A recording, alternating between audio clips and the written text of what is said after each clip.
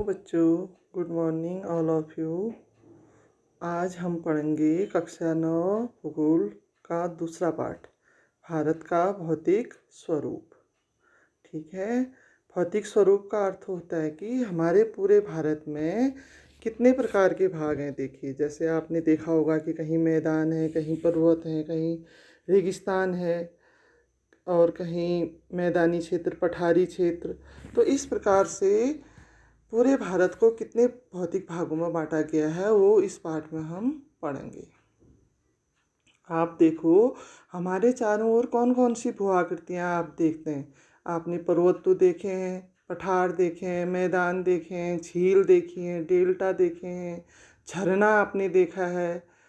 तो इस प्रकार से हमारे चारों ओर बहुत सारी भू आकृतियाँ देखने को मिलती हैं, द्वीप मिलते हैं।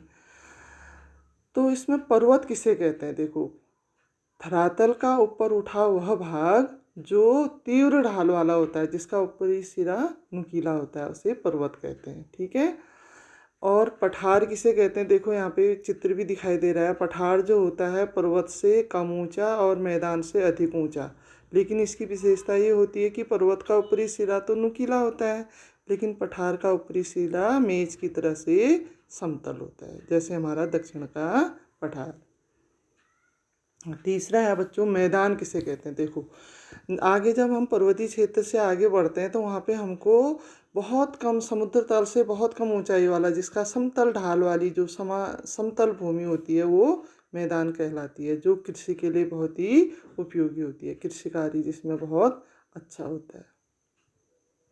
अगला है हिमानी। बर्फ़ के जो चट्टान होते हैं, जिन पहाड़ों में हमेशा ऊंचे पर्वतों में जहाँ बर्फ़ पड़ी रहती है, तो वहाँ ग्लेशियर या हिमानी के पाए जाते हैं। बर्फ़ के चट्टानों को ही क्या कहा जाता है? हिमानी। इनसे हमारे क्या होते हैं बच्चों? बड़ी नदियों का उद्गम।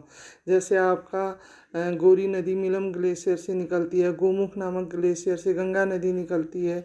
तो इन ग्लेशियरों से, इन हिमानी से हमारी नदियाँ निकलती हैं। और पृथ्वी की गुरुत्वाकर्षण शक्ति के कारण कभी कभी क्या होता है कि ये पूरे पर्वत हिमानी एकदम से एक साथ खिसक जाती है, जिससे बहुत अधिक नुकसान होता है। कुछ समय पहले बद्रीनाथ केदारनाथ में जब आपदा आई थी तो यही वहाँ पर हुआ था, केदारनाथ में। अगला है बच्चों, द्वीप किसे कहते हैं? देखो, इसको आपने पहले पाठ में भी पढ़ा था। चारों ओर जल से घिरा हुआ जो भूभाग होता है उसको द्वीप कहते हैं। जैसे श्रीलंका एक द्वीप है। और प्रायद्वीप किसे कहते हैं? देखो, तीन ओर समुद्र से घिरा भूभाग। जैसे भारत के दक्षिण में तीन ओर समुद्र है, पूर्व में बंगाल की खाड़ी है, पश्चिम में अरब सागर है, दक्षिण में हिंद महासागर है, तो ये कहलाता है प्रायद्वीप। भारत विश्व का सबसे बड़ा प्रायद्वीप है। ठीक है। तीन ओर समुद्र से घिरे हुए भूभाग को क्या कहते हैं? प्रायद्वीप। फिर अगला है बच्चों, झील। एक जलराशि जो पृथ्वी के गर्त में हो। जैसे अगर धरातल के बीच में कहीं पर चारों ओर जमीन है, बीच में घंटा है और उसमें पानी भरा है, तो उसको झील कहते हैं।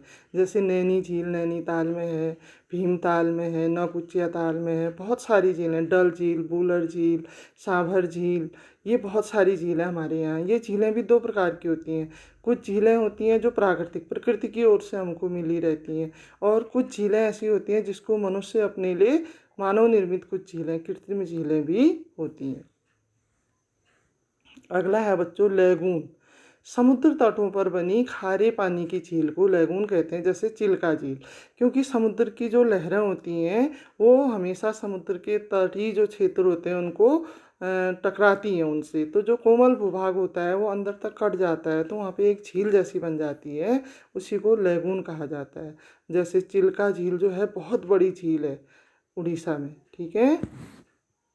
अगला है दर्रा। दो पर्वतों के बीच बने सकरे मार्ग को दर्रा कहते हैं। दो पहाड़ियों के बीच, आपने तो बहुत देखे हैं हमारे यहाँ पहाड़ियों के बीच में जब सकरा सा मार्ग होता है जिससे हम आर पार जाते हैं, तो वो दर्रा कहलाता है। जैसे हमारे पिथौरागढ़ में लिपुलेख दर्रा है, जिससे कैलाश मानसरोवर यात्रा जाती है। ऐसे ही कभी कभी एक नंबर का प्रश्न आता है, बोमडीला दर्रा कहाँ है? तो बोमडीला दर्रा अरुणाचल प्रदेश में है। नाथुला दर्रा सिक्किम में है। थांगला जो दर्रा है ये हिमाचल प्रदेश में है। अगला है बच्चों, डेल्टा। इसके बारे में आप अगले पाठ में, अपवाह वाले पाठ में भी पढ़ेंगे। डेल्टा नदी शाखाओं के बीच बनी त्रिभुजाकार आकृति को डेल्टा कहते हैं। जब नदी अनेक शाखाओं में बढ़ जाती है तो उनके बीच में उनके द्वारा लाई हुई मिट्टी से जो त्रिभुजाकार आकृतियाँ बनती हैं वो डेल्टा कहलाती हैं। इस पाठ में अगला है प्लेटों की विभिन्न गतियाँ। आपको पता है बच्चों, ये आपने प्लेट विवर्तनिक सिद्धांत जो पढ़ा था उसमें भी आपने पढ़ा था कि हमारे धरातल की जो ऊपरी परत है वो अनेक प्लेटों से मिलकर के बनी है, अनेक प्लेटों से मिलकर के बनी है। तो ये प्लेटें आपस में गति करती हैं, जिसके कारण भूकंप, भूस्खलन आदि जो होते हैं इन्हीं के कारण होते हैं। ये हमेशा अनेक प्रकार की गतियाँ करती हैं। तो इसकी गतियों को 3 प्रकार से बांटा गया है। पहला है अपसारी प्लेटें, जो एक दूसरे से दूर हटती हैं, उन प्लेटों को कहा जाता है अपसारी प्लेटें। इसमें इनके बीच की दूरी बढ़ते जाती है। और दूसरी हैं अभिसारी प्लेटें, ये एक दूसरे के निकट आती हैं, एक दूसरे के निकट आती हैं, तो उसको अभिसारी प्लेटें कहते हैं। और तीसरी होती है इनकी रूपांतरित गति, जिसमें प्लेटें एक दूसरे के ऊपर चढ़ जाती हैं। ठीक है, तो इस प्रकार की प्लेटों की 3 गतियाँ होती हैं, ये आप याद रखेंगे। अब इस पाठ का जो सबसे इम्पोर्टेंट दीर्घ उत्तरी प्रश्न है वो है भारत के प्राकृतिक भाग या भारत के भौतिक भाग। ये हमसे पूछा जाता है कि भारत को कितने प्राकृतिक भागों में बांटा गया है या भारत को कितने भौतिक विभागों में विभाजित किया गया है। तो बच्चों, भारत को 6 भौतिक भागों में बांटा गया है। कितने भागों में बांटा गया है? 6 भौतिक भागों में बांटा गया है। देखो, पहला है इसमें उत्तर का पर्वतीय भाग, जिसमें हम सब रहते हैं। जो हिमालय पर्वत है ये हमारे जम्मू कश्मीर से अरुणाचल प्रदेश तक पूरा फैला हुआ है, उत्तर का पर्वतीय भाग। ठीक है, और इसके भी 3 भाग हैं बच्चों। जो पहला भाग है इसका वो कहलाता है हिमाद्री या महान हिमालय, जिसमें 6000 मीटर से अधिक ऊंची चोटियां पाई जाती हैं। जैसे सबसे बड़ी जो चोटी इसकी है 8848 मीटर, एवरेस्ट, जो विश्व की सबसे ऊंची चोटी है।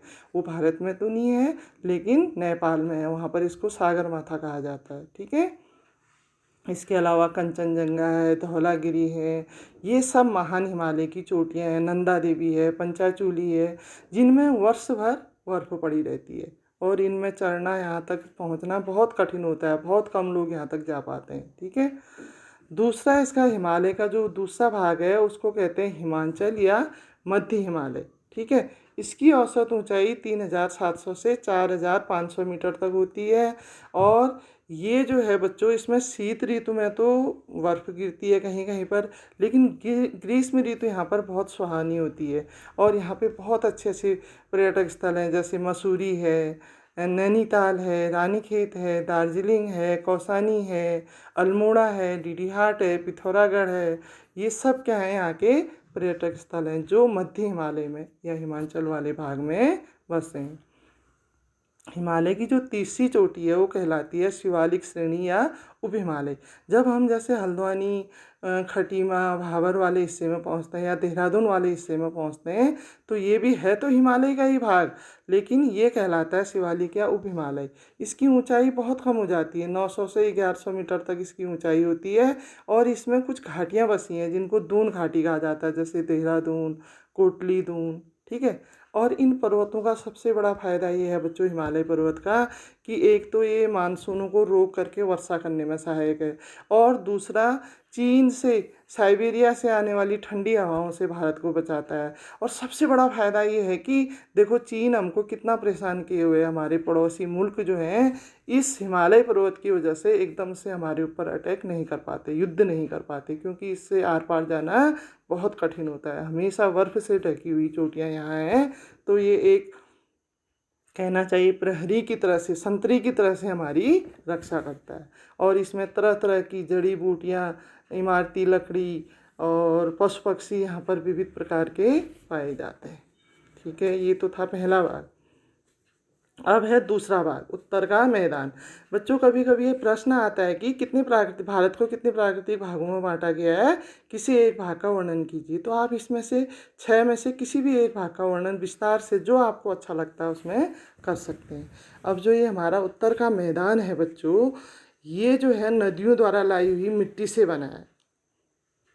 तो नदियों द्वारा लाई हुई मिट्टी से बना है, इसका मतलब बहुत अधिक उपजाऊ है। ठीक है, तो इसमें 3 प्रकार के मैदान बने। एक तो सिंध नदी क्रम, जो सिंध और उसकी सहायक नदियां हैं, उन्होंने एक मैदान बनाया है, जैसे पंजाब और हरियाणा वाले हिस्से में।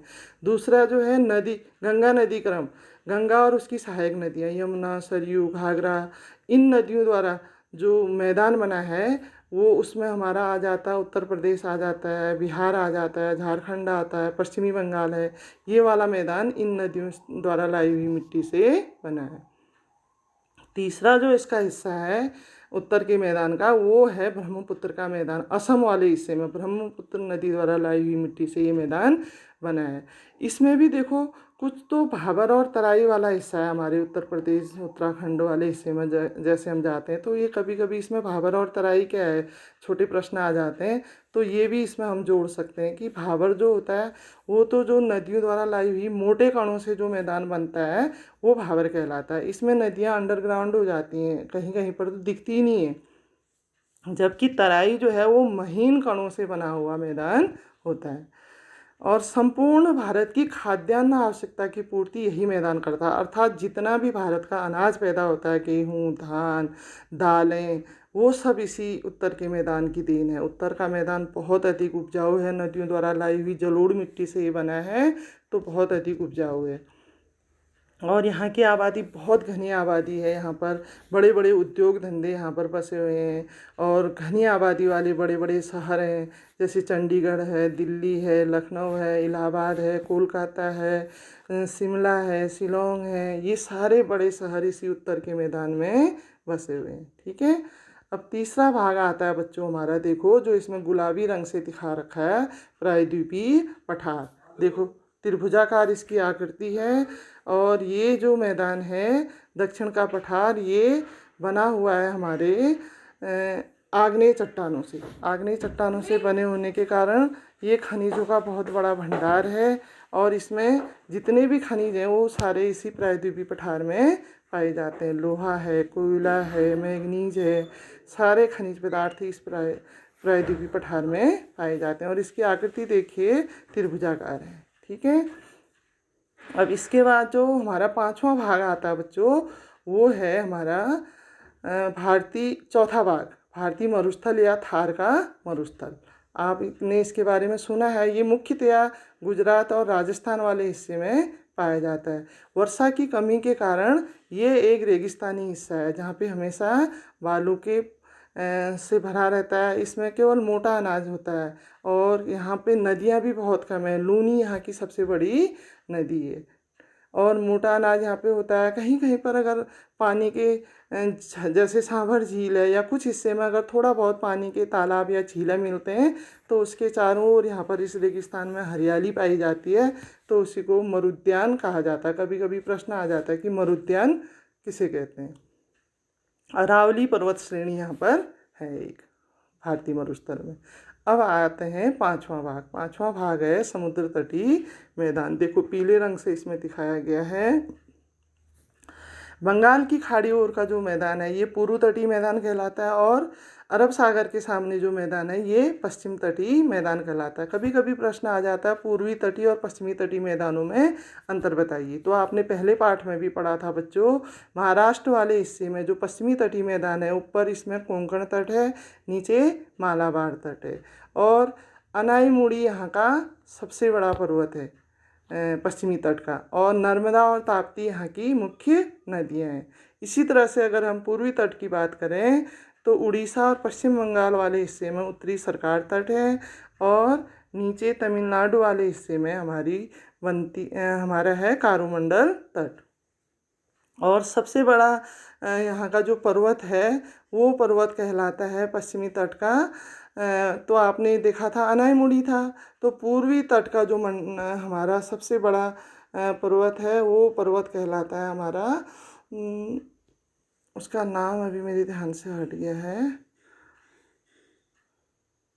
महेंद्रगिरी। महेंद्रगिरी पर्वत पूर्वी तट का सबसे बड़ा पर्वत है। नर्मदा, ताप्ती, महानदी, कृष्णा, कावेरी यहाँ की मुख्य नदियाँ हैं, और सबसे बड़ी नदी यहाँ की गोदावरी नदी है पूर्वी तट की। या दक्षिण भारत की भी सबसे बड़ी नदी गोदावरी नदी है। तो इस प्रकार आप दोनों तटों का अंतर भी कर सकते हैं। लास्ट जो हमारा छठा भाग है बच्चों इसमें, वो है हमारे द्वीप समूह। देखो, बंगाल की खाड़ी में हमारा है अंडमान निकोबार द्वीप समूह और अरब सागर में हमारा है लक्षद्वीप समूह। और ये जो अंडमान निकोबार द्वीप समूह है, यहाँ का मुख्यालय या यहाँ की राजधानी पोर्ट ब्लेयर है और लक्षद्वीप की राजधानी कवरत्ती है।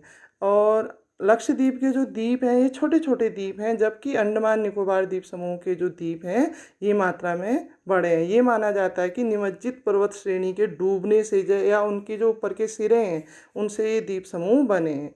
और ये दोनों द्वीपों में हमारे बहुत घने वन भी पाए जाते हैं कहीं कहीं, और तरह तरह के जीव जंतु यहाँ पर पाए जाते हैं। तो इस प्रकार से बच्चों हमारा ये पाठ पूरा हुआ और आशा करती हूँ आपको अच्छे से समझ में आया होगा। आप ध्यान से इसको पढ़ेंगे और अगला पाठ हम कुछ दिनों बाद देंगे। Thank you.